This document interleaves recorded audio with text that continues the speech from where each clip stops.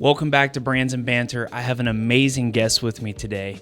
I have Wendy Johnson, one of our partners in accounts and operations, and she has been with CG for a very long time. So I have a little bit of accolades here that I want to get straight before we jump into this. If I'm not mistaken, you've worked on some of the biggest retail experiences in the world. We're talking about M&M's Times Square, FAO Rockefeller, we're talking about Krispy Kreme Times Square, Barbie Shanghai, Build-A-Bear Orlando now is on the horizon, and you've also been in Interior Design Mag, CFO Magazine, and if I'm not mistaken, you're a Retail Design Institute Legion of Honor acceptant now. Did I get all that? Yes, you did, Max. I have been so fortunate to have all of these opportunities to work with so many great brands all over the world. So it is definitely an honor.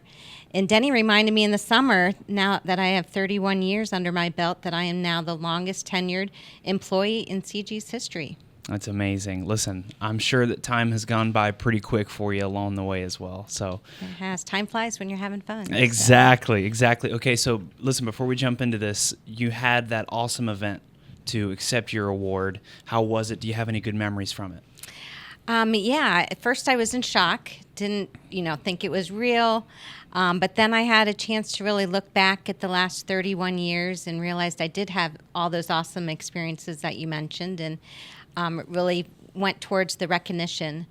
And then I was really surprised at the ceremony. I didn't know the other inductees until I got there, that there were 4 women in the inductee class of 2025. So that was really great to see. There's never been that many women being inducted at the same time.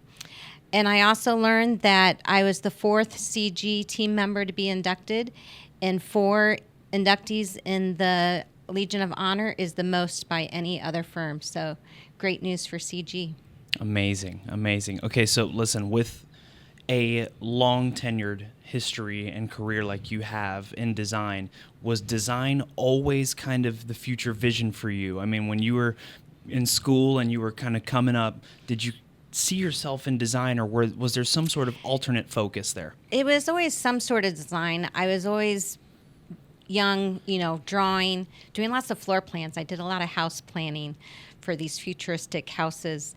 And then I took art class and drafting in high school. I think I was the only girl in the drafting class. So that was my mission to, architecture and interior design was definitely on my horizon. So I want to ask you, because I know you're a Bearcat, Cincinnati, and they have their DAP program. Now, first off, what does DAP stand for?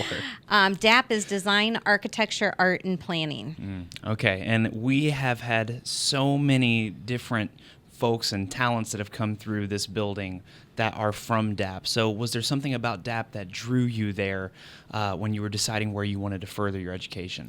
Well, it's definitely had a great reputation, and it also was really hard to get into. So I wanted to get in and show my parents and friends that I could be accepted. And then it also had the co-op program. So it really had that education learning experience on site.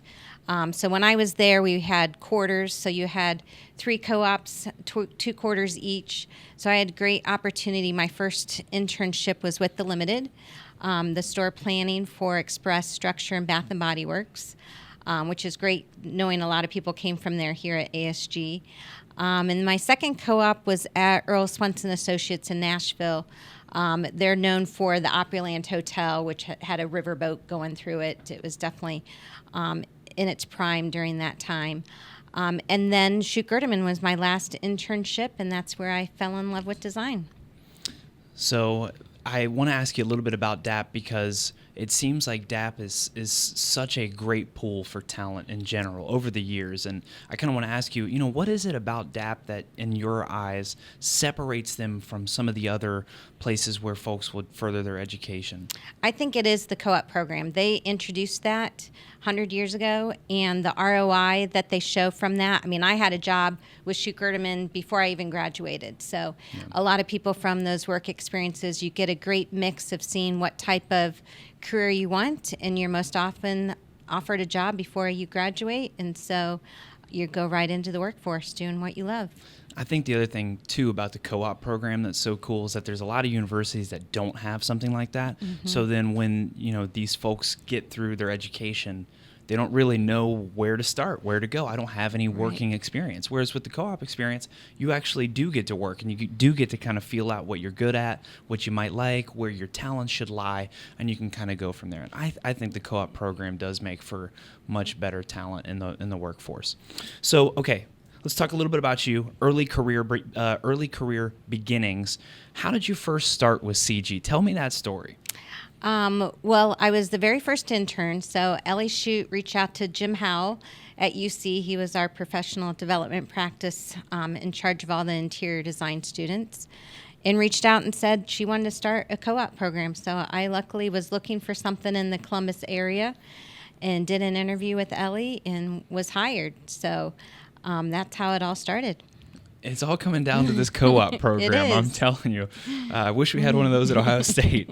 Okay, so let's talk a little bit about Denny, too. What was it like working closely with him for, all those years, especially in the early beginnings, too? What was it like? When you think about that, is there any memories or anything that comes to mind from your experience working with him and Ellie? Yeah. Well, Denny really took me under his wing right from the start. He gave me so many opportunities from the get-go. I mean, they both did in design and project management, but Denny could tell from some of my early projects that even though I went to design school, that I really had a knack for project management. So there was a need at that time, and so he said, Wendy, I think you're going to really excel in management more than design. But still, I have, part of the design process, so that's still in my blood and still get to participate in that. So he really took me under his wing.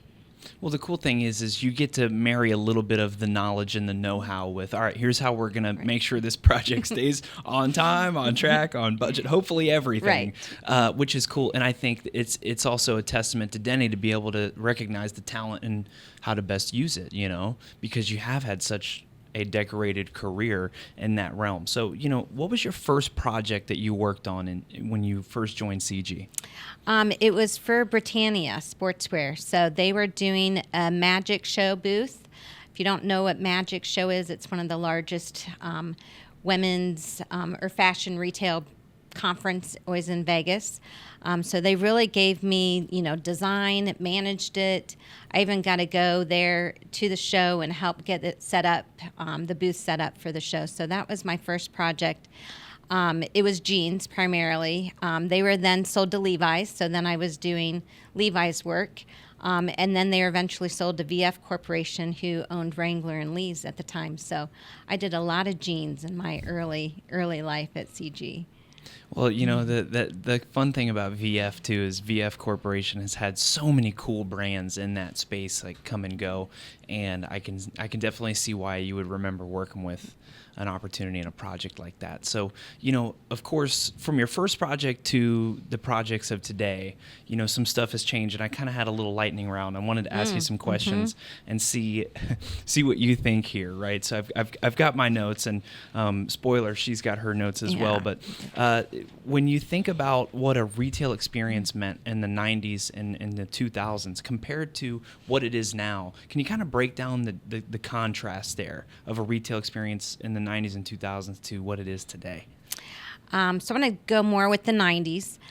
So it was really, the whole day was a retail experience. You usually went to that indoor mall with your family members or friends, and it was a whole day. You usually involved lunch or dinner, but you would check out the various storefronts. You would go buy everything. It wasn't like, oh, I want to go here and here. I mean, you just strolled the mall, and then you treated yourself to eat out while you were there. So definitely, was a great experience and memorable moment. Where now I think it's more destination shopping. You're not just strolling. You're busy. You're going to get in and out. You might want to go there. You already did your pre-online shopping at home, but maybe you want to try it on or touch and feel it or get a human to give you customer service. But we didn't have that back then. You didn't have World Wide Web, to go pre-shop. You just went, and it was really the fun of going shopping and eating out with family and friends. I was really young, but I remember we would go to City Center because I always watched all these different, cartoons and things. And I remember we would have to call ahead just to make sure they got that VHS tape so I could rent it and then we could go. And it was a whole day's thing. And it does feel more one-off now. I would agree with that. So, okay, so what is some of the biggest things that we used to do manually that would kind of blow people's minds today? Yeah, the young designers now, back when we did presentations, it was doing presentation boards. So you were drawing on that special paper and using markers and pastels, and then you'd lots of spray mount to get that board mounted down. Then you'd either present from the boards. There were no TVs, there were no Zoom calls or Teams. You'd either travel with these big boards and portfolios and hope you got some space in the airplane to stack or place that. Or you were taking it to slide services and getting slides made, because we travel with slide projectors back then and present off of slides. So it was a lot different back then. And you had the fax machine too. You were getting signatures or feedback, but you were communicating over the fax machine. So a lot different. Yeah, that's definitely different. I never had a taste of that. I'm kind of glad I didn't have a taste of that. But the only small taste of that I had was developing, leave behinds and binding, the decks and stuff. That was some of the last of that I remember that we would do in the time I got to work a little bit with Denny myself. So now we know that things have changed, certainly from the 90s to the 2000s to the 2010s to even now. But, thinking about what you have been able to see in retail and what you've been able to see from a business standpoint, is there anything that brands really misunderstand about starting a design project or getting into it? Do you have any advice there? They definitely need to be aligned and all on the same page, and really be a partner with our team.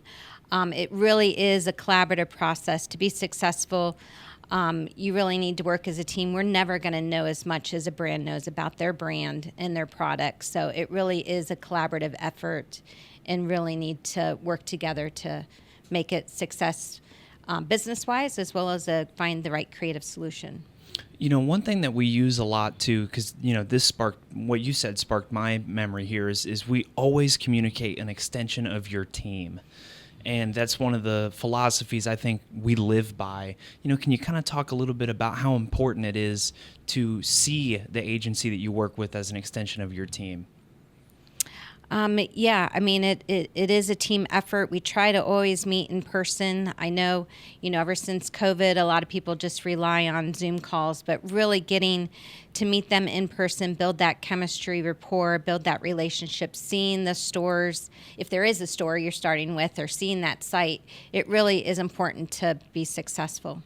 And I think a lot of the groundwork, too, that we lay with the design projects is, like you said, going to these stores in person, walking these spaces, seeing them, feeling them, and being able to kind of trade notes and trade what the most important things that everybody collectively saw was, so that you can feel inspired by that. Because ultimately, the shopper is going to be in these stores. So we got to be in them, too, to make sure that they are inspiring, or maybe they're not what we want to do, Right. You definitely have to look at it through the customer's lens, but you also have to talk to the employees that are working there, the team members, and making a successful design that functions is just as important. So having them part of that process and learning what their opportunities or thoughts are on the new design is very important. And that's, and I think that's really well said too, because we think about labor and retention, and how much labor and retention just seems to fluctuate, especially right now with retail, restaurant, you name it. And I think part of a cool solution in design is developing an experience that not only that customers want to be there for, but your employees really like walking into. That's a very critical thing that I think is often misrepresented and kind of forgotten. So, I kind of want to talk a little bit about what the differences are between when a project goes really smooth and when it becomes complete chaos. What are some things that come to mind when you think about a project that just became complete chaos, and maybe how it could have been avoided? Definitely when your clients are working in silos, when they're not even aligned. when they're not all working as a team and you have separate calls with them because they're just not talking the same language, they don't have the same vision, goals, and objectives, is really when it goes wrong. So we try to be that glue as much as possible, but we need the client to be aligned and not be in silos. Well, it's hard too, because if you have one directive coming here and another directive coming here, and again, you being an Right. extension of the team but not having the information you need, it makes it a little hard to deliver something that is inspiring and exactly on brand for what the client is looking for. So I think that's really, really well said. As well as having one of them be the final voice.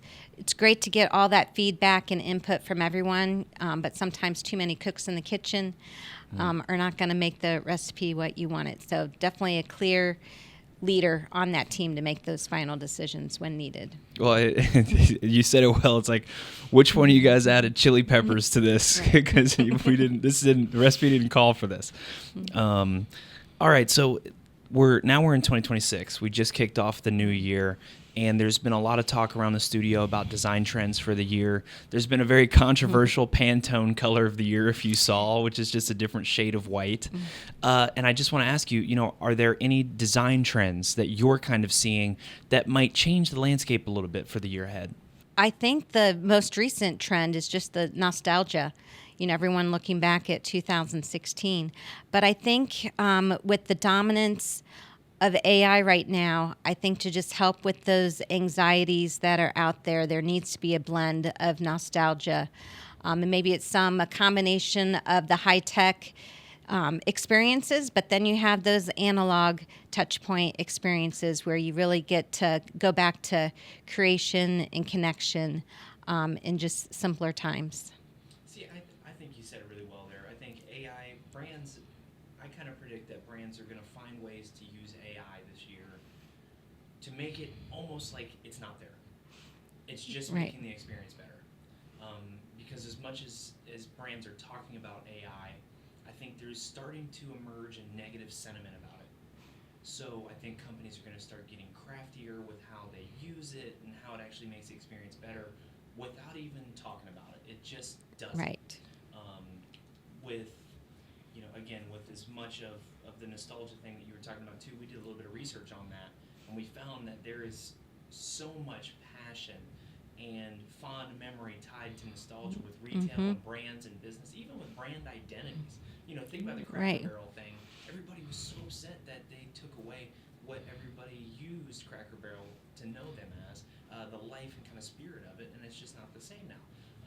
And that just goes to show the power that nostalgia has with consumer sentiment and with tying somebody or yourself to a brand.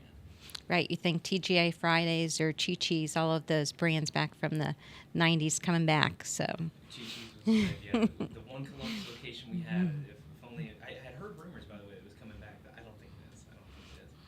All right, so I kind of have a next question here. What are some of the key considerations that a brand needs to think about in order to have a really strong brand experience? Things that they should have on the top of their mind. Especially post-COVID, people can buy things online. So why are you getting them in store? So you really need to have that experiential retail, that personalized experience, as well as loyalty programs to get them in store. And then again, as I mentioned earlier, I think it's creating that design for the team members as much as the customers so that the team members enjoy going. And the customers are going to know it if they're getting great customer service and they really want to be there. They're not looking at their watch to see when they get off. So it's really both of those in making the customer have those memorable moments. Build-A-Bear is going through that right now, the new Icon Experience store in Orlando. But it's all about those multi-generational creating moments in this, multi-level retailtainment experience store we're doing. It's really the memories that you take out of that experience. And I love that Build-A-Bear uses retailtainment because retail should be entertaining. It should be fun. Right. And it's one of those things where if you go to one of these spaces, you should feel like you're getting something really cool out of it, even if you don't get a product. So listen, I know you talked a little bit about brand alignment before a project, but if you could give any more advice to a company that's looking to kick off their first design project? They've never done it before. It could be a direct-to-consumer. Do you have any advice there? Something that they should have in mind before they start going into this? They should definitely have a budget they want to spend in mind based on their pro forma. A lot of times clients will be like, oh, we don't want to give you a budget. We don't want to hold you back. But it's not going to be successful if you haven't thought that out ahead of time and be aligned as an executive team, because really every project balances that design intent with the business performance, and you really need to align on those priorities to be successful. Now I kind of want to take a step back and I want to ask you a couple more questions just about yourself, your career at like a 30,000 foot view. And listen, it's no secret. You've done a lot. You have done some amazing projects. You've won awards. You have seen some of the best talent come in and out.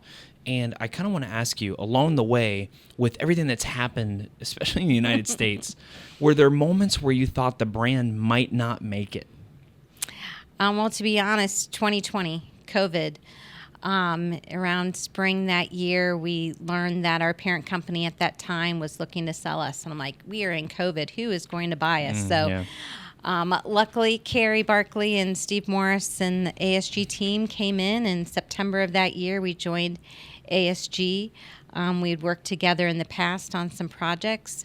And it was such a natural fit compared to who we were purchased by before. We really didn't collaborate other than one project together, and just having design as part of the ecosystem here at ASG with real estate and lease management and tenant rep and store planning and construction, design was just a natural way to fit in. So I would say 2020, so not that long ago. Well, I'll tell you what, 2020 was a wild ride. And it is kind of cool that we did have the luxury of falling in with ASG, and we got to be really a part of the retail life cycle, where if you're thinking about design, you got to think about build. And if you're thinking about build, well, then you got to think about scale and all that stuff, right? And how it all kind of comes together to tell a more cohesive story. And we get to play a role in that. And it really is a natural fit. And I think you said it really eloquently there. So, when you think back on all the projects you've had the luxury of working on, what are some of the ones that you think back on kind of proudly? Yes. There are two. The first being the exchange. It was formerly the Army Air Force Exchange Service. That's a mouthful. So we shortened it to the exchange. And it really was a great project. One, it was a complete brand transformation. We did a new name. We did a new logo. We did the design. We did the C-store. We did the food court. We did the mall. All of those services to support that community. And what better project to help give back to our military services. So the first one was at Tinker Air Force Base. We got to go and really see how that community took it in, and was so proud, or we were so proud. There were definitely tears at that grand opening. So that's probably the most. But the other one, dear to my heart, close here in Columbus, is the work we did at Nationwide Arena for the Columbus Blue Jackets, and Delaware North was our client at the time. So they're in their 25th season this year. So back then, we helped with all the food and beverage concepts as well as some of the clubs there. So it was great at that time. We were just down the street. Our offices were there on Nationwide Boulevard, so it was great to see the whole build process and meet with the team and the owners and the architect and engineers and really see it built. Actually, our client, Delaware North, actually during that time had offices with us, so it was a great collaboration with that client. Have a plaque still on the wall there of all the team, and so we were first-time season ticket holders. Once we had our son, we took him to those games. He wanted to be the next Mark Denis goalie. But he learned to play hockey. I've been the hockey mom. We've done travel hockey as the Columbus Blue Jacket travel hockey team. Played in high school, and he actually still plays in a men's league today. So definitely great memories with that project. So the project kind of became your lifestyle. It did, definitely. That's awesome. Yeah, and as far as I know, most of that work and those spaces, from the food and beverage are still there. Yeah, the main public areas, obviously they want to sell it and improve it and get new name rights and sponsorships on the clubs. But yeah, that whole main food court is still our designs today and durable and hanging in there. Okay, so listen, you have been with CG for over 30 years. And I got to ask, when you spend that long with one company, I mean, that's a milestone in itself. Is there anything about CG that you can kind of share that has kept you here for as long as it has? Well, Denny and Ellie really created that family culture, as well as surrounded us and our whole team with so much talent and so much collaborative spirit. We don't have egos. There were never egos here. So that definitely kept me wanting to stay, as well as there's just so many great projects too. The projects we were getting in, as you mentioned, all over the world, were definitely where my passion for retail and how you can really move the design forward, to move the business forward. So it was a great fit and never needed to leave. Well, I can tell you the company wouldn't be the same without you, which is really cool because obviously being the longest tenured staff member, but also being one of the most impactful, it's got to feel good. I mean, being in the Hall of Fame of the Retail Design Institute and the projects and the stories I'm sure you have from along the way. I think for me, I see it. And I'm inspired by it because I love this industry and I always can appreciate somebody that dedicates as much time and effort as you have. So I think I want to kind of round us out with one last question. It's thinking about that next professional. Do you have any advice for the next kind of young pro that's coming into this industry, things that they should be thinking about that might help them get their feet on the ground? Be a sponge. Take it all in, get as many experiences as you can, talk to your peers, talk to your leaders. Don't be afraid. Raise your hand. Hey, I want to go out and do store visits, or I want to go see that under construction. There's so much to learn and so many great people here at ASG Chute Gerdeman that you can learn from to just really be that sponge and soak it all up. You heard it. Come here first. Come here first. Okay, listen, I just want to say thank you for joining us today. It's awesome hearing your stories, and I'm sure everybody's going to enjoy it as well. And listen, for those that stuck around, just want to say I appreciate you hanging out on Brands and Banter, and also send a special thank you to Wendy for us. And listen, you know that this is the podcast where we interview cool people from cool brands. And don't worry, we've got more cool people coming. You just stay tuned and we'll make sure that we send those podcasts out to you. So listen, thanks for watching. Stay tuned for the next one and have a good one. Thanks, Max.